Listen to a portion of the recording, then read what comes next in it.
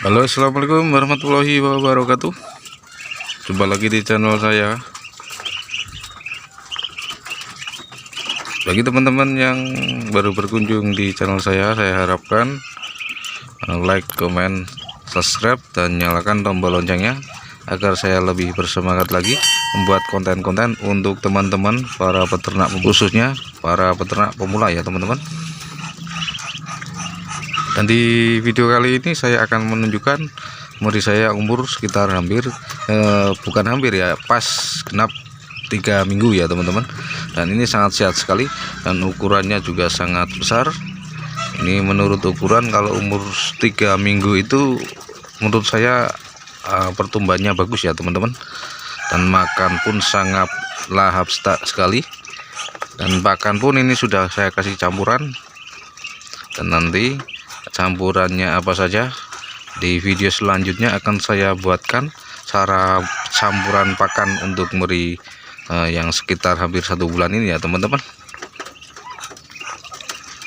Terlihat merinya sangat sehat dan lincah ya untuk umur segini. Semoga saja ini bisa besar, bertumbuh dengan sehat.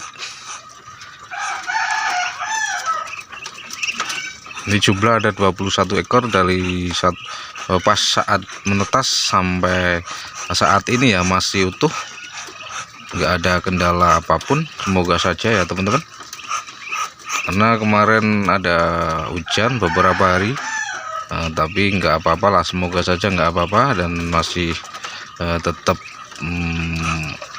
cuacanya tetap bagus ya, semoga saja. Ini ada juga ada panas.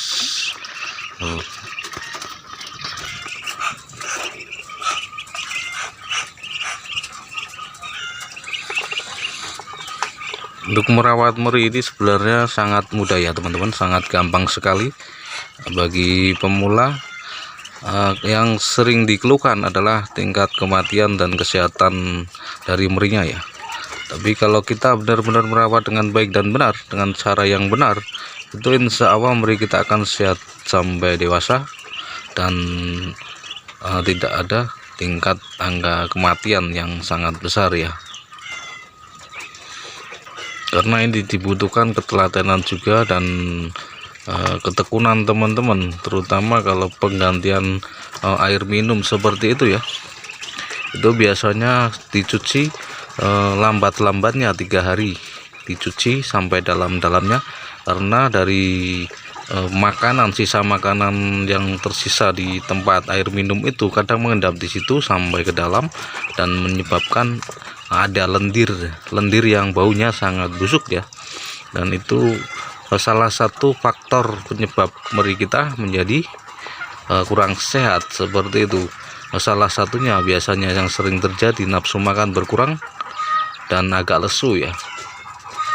Itu akan berdampak nanti kedepannya kurang baik. Jadi saya sarankan bagi teman-teman yang beternak untuk pemula, itu teman-teman sering cuci ke dalam tempat air minumnya, teman-teman pakai jaring ya kalau bisa ya, kasih sabun, cuci sampai dalamnya dan bersihkan lambat-lambatnya 3 kali 3 hari sekali. Kalau teman-teman punya kegiatan males nyuci seperti itu faktor yang sangat penting ya untuk pertumbuhan anak meri. Dan makanannya pun teman-teman perhatikan, teman-teman mengikuti urutan untuk pakan ya. Urutan untuk pakan seperti apa? Biasanya kalau baru menetas umur beberapa hari itu harus full, nggak usah pakai campuran apapun, full kalau bisa ya, selama minimal 3 minggu, maksimal 1 bulan, seperti itu ya teman-teman. Jadi nanti akan itu berpengaruh pada pertumbuhan anak merinya, karena anak meri tergantung dari protein yang dihasilkan pas pertama menetas ya. Dia membentuk kalau manusia itu, kalau anak bayi itu membentuk tulang.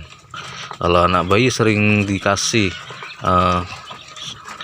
susu, pasti pertumbuhannya akan beda ya, tulangannya juga akan besar, pertumbuhannya si bayi juga akan beda sama anak yang tidak minum susu ya teman-teman. Jadi ini sama saja seperti itu. Jadi meri pun perlu perhatian khusus dari pola pakannya. Pakannya yang berprotein tinggi itu bisa membuat entok juga gemuk, pertumbuhannya juga bagus. Nanti selebihnya kalau lepas full itu akan pertumbuhannya akan maksimal walaupun pakai pakan campuran ya. Jadi kita harus benar-benar teliti untuk pakan dari anak merinya, seperti itu ya teman-teman.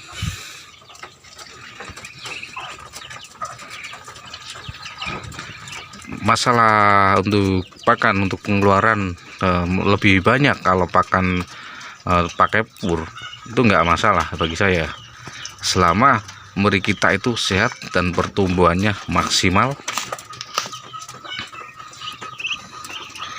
Walaupun kita mau mengirit soal pakan, kalau meri kita yang kita rawat pada mati, itu sama saja ya teman-teman.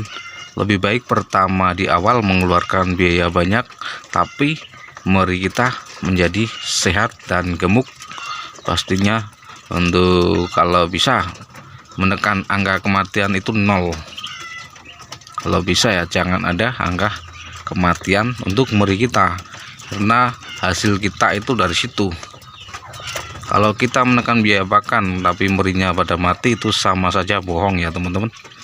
Kita utama kalau meri itu biaya besar nggak masalah, asal meri kita itu sehat. Karena meri itu melewati masa fase atau masa kritis, itu umur dari 0 sampai 1 bulan, sampai 1 bulan, bahkan sampai 1 bulan lebih. Itu masa-masa yang paling fatal menurut saya, paling kritis untuk pelihara meri, tingkat kematiannya yang sangat tinggi. Maka dari itu teman-teman harus usahakan melewati masa itu dengan cara memberikan pakan yang berprotein yang bisa mendukung endok atau meri kita menjadi sehat dan pertumbuhannya melewati fase-fase kritis untuk meri. Jadi nantinya tingkat kematian meri itu sedikit berkurang. Nah, seperti itu ya teman-teman simpulannya. Jadi teman-teman nanti selepas kalau sebulan lebih lah, itu sudah agak lumayan resiko angka kematian sudah sedikit ya. Tapi bukan saya katakan sedikit teman-teman santai-santai dan sembarangan. Tetap teman-teman usahakan dan merawatnya juga telaten dan yang perhatian juga.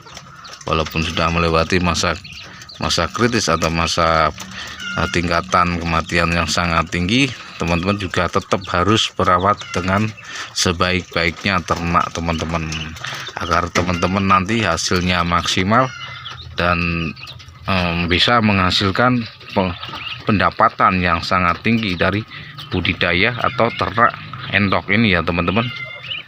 Kalau teman-teman pandai untuk mengembangkan dan bisa mengatur pola pakan dengan baik dan benar, teman-teman akan mendapatkan hasil yang sangat besar dan lumayan tinggi. Karena entok ini kebutuhan tahun demi tahun sangat tinggi ya teman-teman. Untuk apalagi sekarang banyak rumah makan yang menyediakan masakan olahan berbahan entok, dan itu sangat bagus sekali. Itu sangat menjadi nafas yang baik untuk peternak seperti kita yang mau merintis untuk memperjuangkan ternak endok ini. Semoga saja bersaing dengan unggas yang lainnya. Jadi nanti peternak endok tidak kesusahan atau tidak kesulitan untuk menjual barang dagangannya yang dirawat selama ini. Seperti itu, bukan hanya untuk kalangan penghobi tapi untuk dibutuhkan dagingnya. Dan memang harga entok pun memang paling mahal dibanding unggas jenis lainnya, tapi setimpal dengan kita merawat dengan pola pakan yang sangat lebih besar, dan daging pun lebih enak, insya Allah lebih enak dari unggas jenis lainnya ya. Karena harga itu kan menyesuaikan barang, dan rasa daging entok itu sangat beda, sangat unik. Mungkin kandungan gizi pun mungkin lebih besar ya, nggak tahu, saya belum belum terlalu paham masalah gizi seperti itu. Nanti saya akan browsing, saya akan cari tahu tentang gizi entok, perbandingannya entok sama unggas jenis lainnya, dan nanti akan saya share dan akan saya buatkan video seperti itu. Kemungkinan ya, insya Allah, semoga saja ya teman-teman. Nah, begitu saja video kali ini. Semoga teman-teman masih semangat dalam beternak entok dan masih beternak dengan baik, agar penghasilan dan pendapatan untuk selain kerja utama ini akan menjadi peluang usaha yang baik ya tentunya ya teman-teman. Oke. Salam sejahtera untuk kita semua. Wassalamualaikum warahmatullahi wabarakatuh.